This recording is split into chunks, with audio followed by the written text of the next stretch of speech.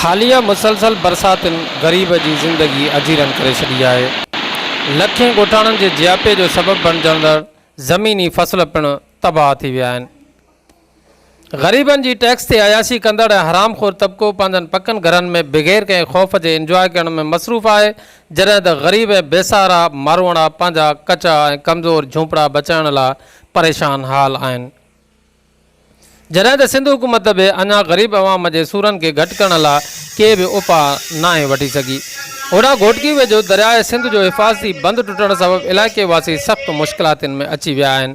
इन सिलसिले में वधीक तफ़सील वठूं था सचाई न्यूज़ जे नुमाइंदे मीर मंठार खां। जी मीर मंठार, छा तफ़सीलात आहिनि? घोटकी वेझो सिंधु दरिया जो हिफ़ाज़ती बंदि टुटी वियो। ॻोठ नूर मोहम्मद चाचड़ भरिसां बंदि टुटण सबबु इलाइक़े में ज़िले इंतिज़ामिया फ्लड एमरजेंसी पिणु लॻाए छॾी आहे। शेंख बंदि जे टुटण सबबु 50 खां वधीक ॻोठ पाणी हेठि अचण जो ख़तरो आहे। रवीनो ऐं आबपाशी खाते जा अमलदार मुतासिरा बंदि ते पहुची विया। हंगामी सूरतहाल जी पेशे नज़र एम्बुलेंसूं बि कचे तरफ़ रवानियूं। आबपाशी खाते मुताबिक़ दरियाए वेकरनि में तेज़ी सबबु बंदि खे घारो लॻो।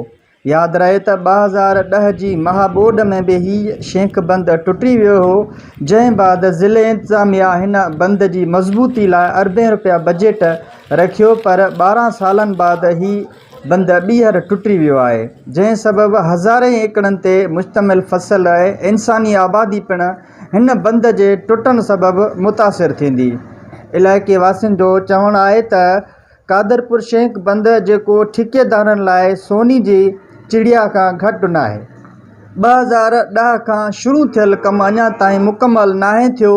हिननि वस वारनि खां मुतालबो कयो त बंदि थियल कम जी जांच करे नोटिस जो मुतालबो कयो आहे। मीर मंठार चन्ना, सचाई न्यूज़, घोटकी।